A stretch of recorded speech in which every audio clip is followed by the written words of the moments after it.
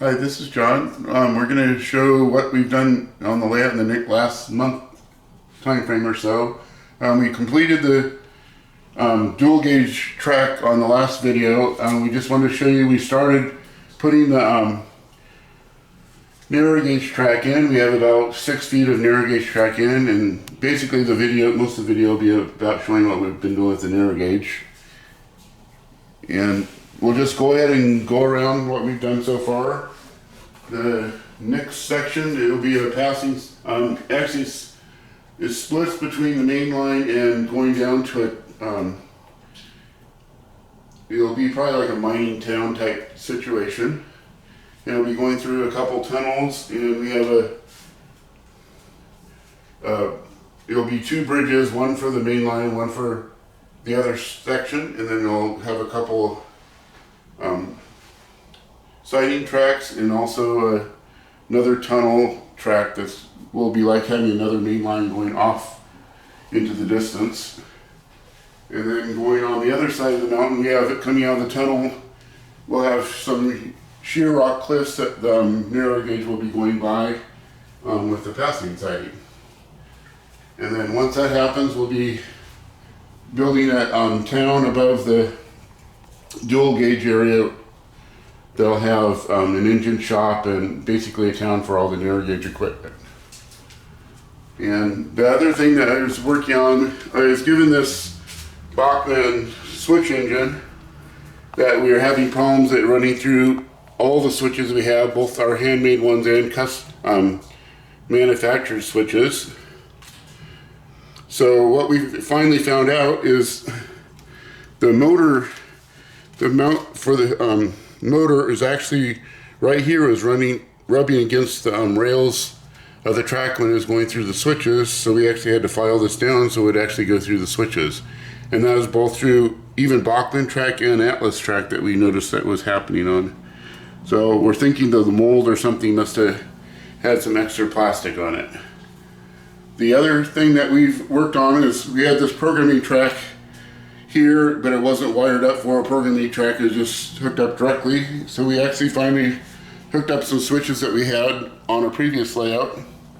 So we have a temporary to have the programming track is working now, so we can actually program the standard gauge equipment.